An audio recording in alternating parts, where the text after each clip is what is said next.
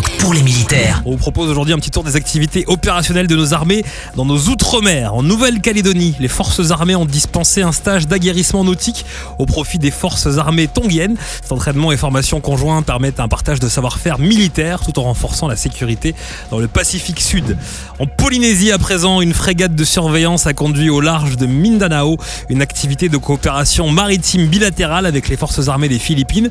La coopération militaire entre les deux pays n'est pas nouvelle et a donc pour objectif principal d'améliorer la capacité à agir ensemble en parfaite coordination tactique pour améliorer encore la capacité à assurer la sécurité maritime dans cette zone de l'Indo-Pacifique. En Martinique, le 33e régiment d'infanterie de marine, qui est la composante terrestre des forces armées aux Antilles, a débuté l'exercice Madiana, qui a débuté par des manœuvres amphibies et du contrôle de zone, dans un scénario de crise sécuritaire ainsi qu'un entraînement à l'assistance aux populations.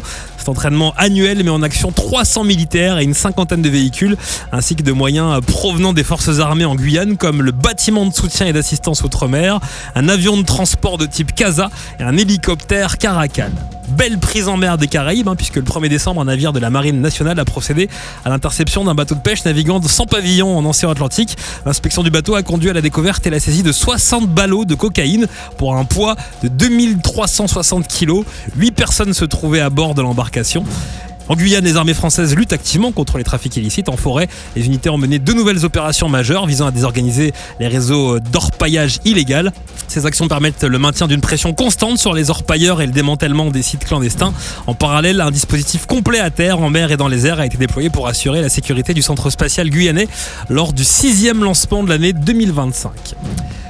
En métropole à présent, l'armée de l'air et de l'espace a fait décoller 11 de ses 12 avions ravitailleurs A330 MRTT en même temps pour participer à l'exercice Poker qui consiste à reproduire un raid nucléaire mené par les forces aériennes stratégiques. Les Rafales dotés de l'arme nucléaire peuvent se jouer d'une force aérienne adverse à des dispositifs de défense aériens, aidés dans leur mission par le ravitaillement en vol pour atteindre leur objectif. Et on termine enfin avec la Marine nationale qui se dote de 10 nouvelles escouades de réserve côtière.